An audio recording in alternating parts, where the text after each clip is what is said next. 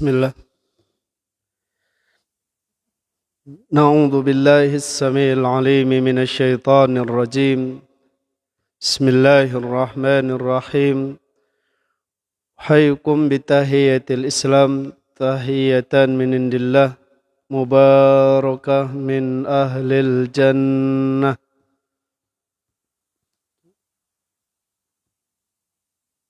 Pergi jalan ke Tembilahan, sampai di sana memancing ikan. Salam ni salam doa kebaikan, yang menjawabnya insyaallah selalu dalam kesehatan. Amin.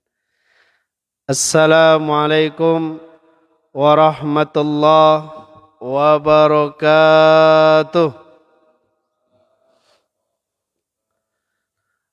Alhamdulillah alladzi allafa baina qulubina fa asbahna bi ni'mati ikhwana.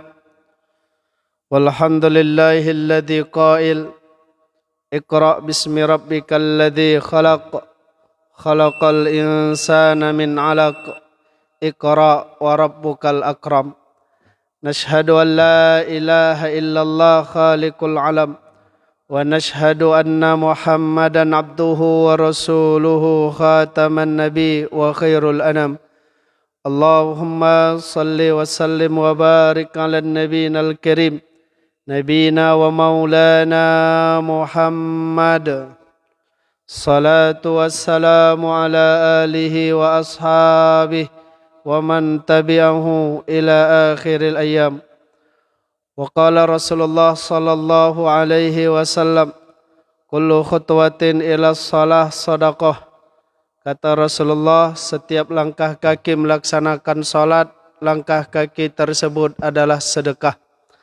Alhamdulillah, memuja dan memuji kita kepada Allah di hari yang baik, di bulan yang baik, di tempat yang baik, yang insyaallah kita selalu dalam kebaikan. Amin ya rabbal alamin.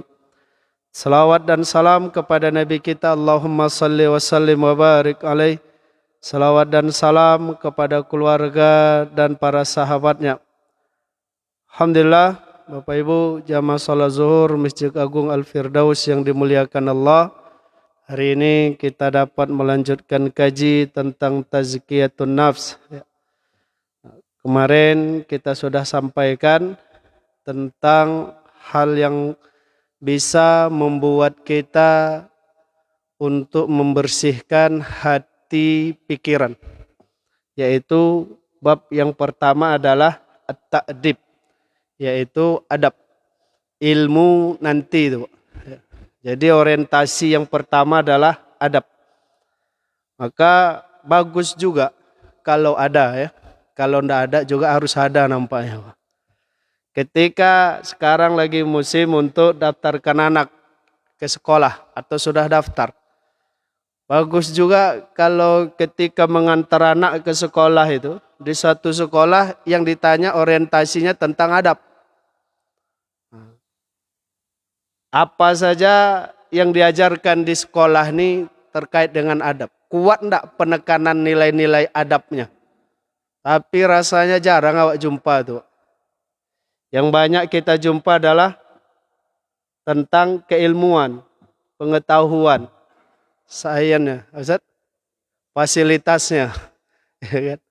Nah, bagaimana sarana sekolahnya, AC atau tidak segala macam. Habis itu ditanya prestasi akademik yang ditanya. Jarang ditanya tentang adab. Karena memang adab ini tak ada dilombakan. Nah, itu masalah. Kalau ada dilombakan tentang adab, mungkin bisa itu. Tapi memang jarang kita jumpai. Pertanyaan orang tua terkait dengan penanaman nilai adab di suatu sekolah. Yang sering, Pak, di sini sering anak-anaknya sering menang olimpiade ya, Pak. Biasanya begitu. Nah, Pak, di sini kami dapat informasi kalau lulusan dari sini nanti bisa nyambung dia ke kampus-kampus begini yang itu yang sering, Pak. Jarang kita dengar terkait dengan pertanyaan adabnya itu. Padahal ilmu itu sebelum adab. Ilmu kalau tidak dibungkus dengan adab, buas, Pak. Liar dia. Setan tuh paling tinggi ilmunya, Pak. Bahkan manusia-manusia sekarang nih ilmunya di bawah setan semua. Jadi kalau istilahnya gelar tertinggi profesor, setan tuh bosnya profesor itu loh. Maka dia bisa merayu manusia. Menggoda manusia gampang saja begitu. Kenapa? Ilmu pengetahuannya luar biasa. Yang kita contohkan kemarin. Apa tanda setan itu punya ilmu? Ketika Allah suruh sujud, dia sudah dapat pengetahuan. Khalaqtani min nar wa khalaqtahu min tin. Itu kan luar biasa. Orang bisa membandingkan suatu keadaan. Itu kecerdasannya di atas rata-rata tuh. Ketika Allah suruh seluruh makhluk yang di langit itu untuk sujud, setan tak mau. Dia bilang apa? Aku engkau ciptakan dari api. Sedangkan makhluk yang baru engkau ciptakan ini ya Allah, kau ciptakan dari tanah. Dia paham.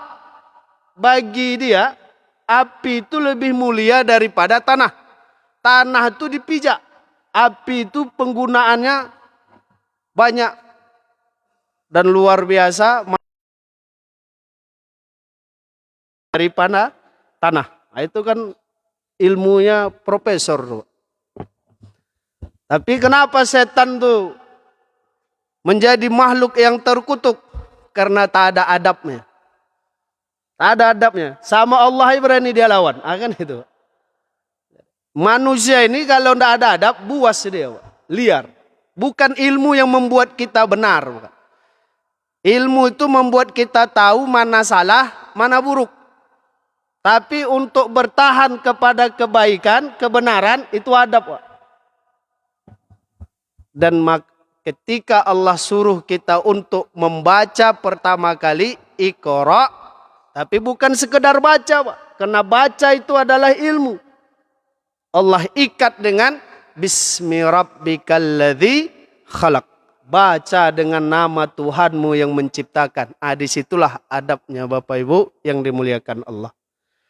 Nah, jadi jalannya adalah adab. Bagaimana hati bisa bersih? Adab, nilai adab dikuatkan. Bagaimana anak yang berandal-berandal itu, yang jahat-jahat itu, remaja-remaja yang liar-liar itu, nilai apa yang diajarkan kepada mereka? Nilai adab. Setelah adabnya baik, insya Allah ilmu yang disampaikan kepadanya, hatinya lapang untuk menerima. Tapi kalau adabnya bermasalah, ilmunya saja disampaikan, ditekankan, ia taghayyar, dia akan berubah nanti. Di suatu begini dia bisa baik, tapi nanti dalam keadaan yang berbeda dia bisa jadi jahat.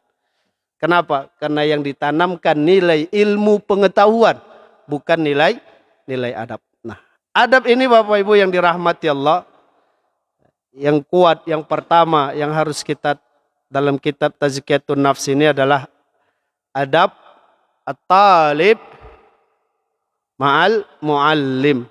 Ya. Adab murid atau siswa kepada gurunya. Nah, ini kuncinya nih. Guru di sini banyak artinya. Bisa jadi orang tua, bisa Pak. Bisa jadi memang dia guru ngaji kita, bisa jadi guru sekolah, bisa jadi guru yang di jalanan, Pak. Saya pernah dapat cerita, ternyata perlu juga kita belajar sama anak-anak. Anak-anak itu bisa jadi guru, Pak, bagi kita.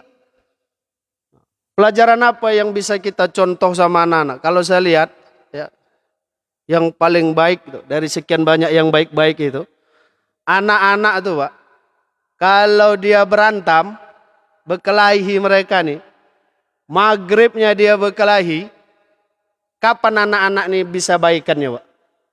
Sholat Isya udah berkawan dia.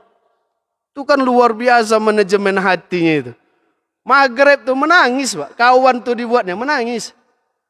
Maghrib. Tapi sholat Isya udah bercanda mereka, udah main samu lagi. Ya Allah, pikir. Kalau kita, Pak, ya Allah. Hari ini berkelahi sama tetangga rumah misalkan, berkelahi sama tetangga, kapan baikannya, Pak?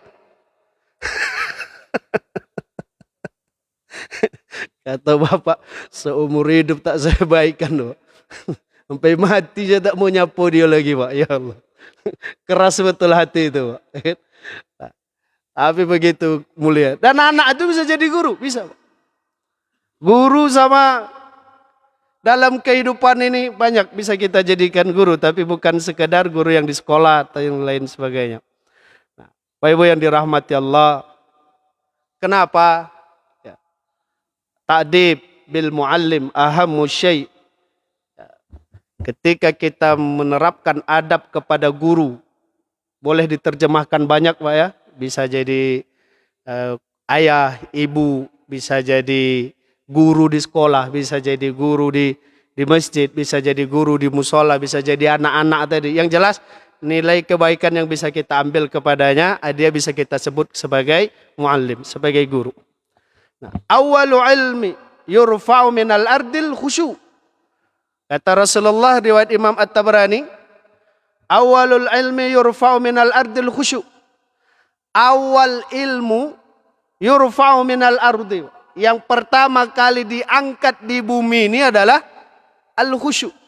Ilmu yang pertama kali diangkat di atas muka bumi ini khusyuk.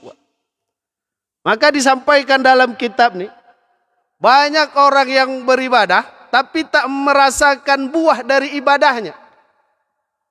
Apalagi nauzubillah menuntut balas dari ibadahnya.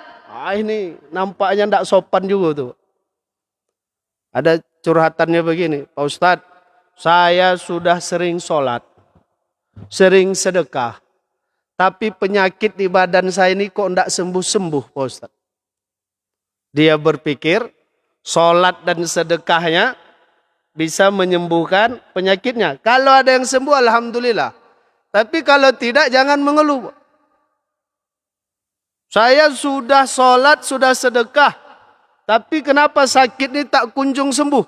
Berarti dia meminta upah dari sholatnya.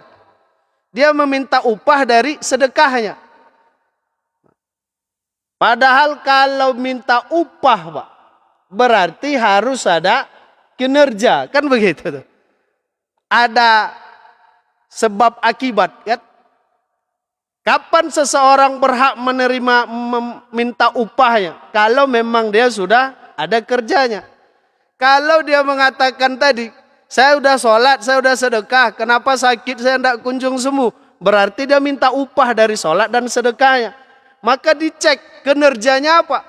Kinerja yang dimaksud sedekah sholat. Sudah maksimal tidak sholatnya? Sudah bagus tidak sedekahnya? Itu lagi kajinya, Pak. Maka tak sanggup kita. Apa kinerja yang atau nilai yang terbaik dari sholat? Nilai yang terbaik dari sholat itu adalah khusyuk. Bisa enggak? Ketika setiap kali sholat kita lakukan, khusyuk itu datang. Nah, kalau bisa, baru bisa berkata, ya Allah aku udah sholat, kenapa sakit ini tidak sehat? Kenapa badan ini tidak sehat? Sakit itu tak hilang. Tapi rasa-rasanya kadang sholat nih, begitu lagi takbiratul ihram, Allahu Akbar, dah ingat utang, ingat kejadian, bahkan peristiwa waktu SMP awak ingat awak waktu sholat, Pak. Kadang senyum-senyum sendiri apa sholat. Belum lagi ngantuknya, belum lagi lupanya. Lalu dia berkata, ya Allah aku udah sholat, kenapa ndak engkau sembuhkan sakit nih? Padahal kita boleh minta upah kalau kerja sudah bagus. Kalau kita minta upah dari sholat, maka kerjakan sholat itu dengan bagus. Bagaimana sholat itu dengan bagus? Khusyuk. Kalau mau hitung-hitungan begitu, Pak, tidak sanggup kita. Tidak sanggup. Untuk ingat 4 rakaat pun kadang payah. Dah 2 atau 3. Dah 2 atau 3. Ini dah 3 atau 4. Dah 3 atau 4. Ah, udahlah, ulang aja lah lagi. Kacau. Tapi begitulah kita. Lalu kita minta upah dari sedekah. Karena dia punya paham, tak salah pemahaman tuh. Tapi kalau dia menuntut di situ kadang sedikit perlu diperbaiki. Bahwasanya sedekah itu tuhfiul sayyi'ah kama tuhfiun nar khatab. Sedekah itu bisa menghancurkan, menghilangkan, menutupi keburukan penyakit. Seperti api yang memadamkan, seperti api yang membakar kayu kering. Lalu sedekah dia, mana kasat sadaqatun min malin, sedekah itu melancarkan rezeki. Betul Pak, rajin dia sedekah. Tapi dalam realita kenyataannya ternyata ekonominya masalah. Usaha yang dia buat bangkrut, investasinya bodong, beli online-nya kadang ditipu, segala macam. Problem banyak. Sedekah rasanya sudah rajin, tapi kok masalah ekonomi ini payah betul selesai. Lalu dia mengungkit, ya Allah, bukankah aku sudah sedekah? Kenapa rezekiku payah? Dia minta upah dari sedekahnya. Ingat rumusnya, kalau berani minta upah dari sedekah, maka harus kerja dengan baik. Kerjakan sedekah itu dengan baik. Apa kinerja yang baik dari sedekah? Ikhlas. Sudah sejauh mana keikhlasan? Kalau ditanya-tanya gitu Pak, tidak sanggup gitu. Kadang kita punya pemahaman apa? Biar sedikit, yang penting ikhlas. Maka pembangunan itu payah selesainya. Sedikit yang penting ikhlas. Berapa dikasih? 2.000 Pak Ustaz. Kenapa sedikit betul? Yang penting ikhlas Pak Ustaz. Untuk apa 100.000 kalau tak ikhlas? Jadi Bapak Ibu yang dirahmati Allah, insya Allah nanti kita kaji tentang apa kaitannya khusyuk dengan adab terhadap seorang guru.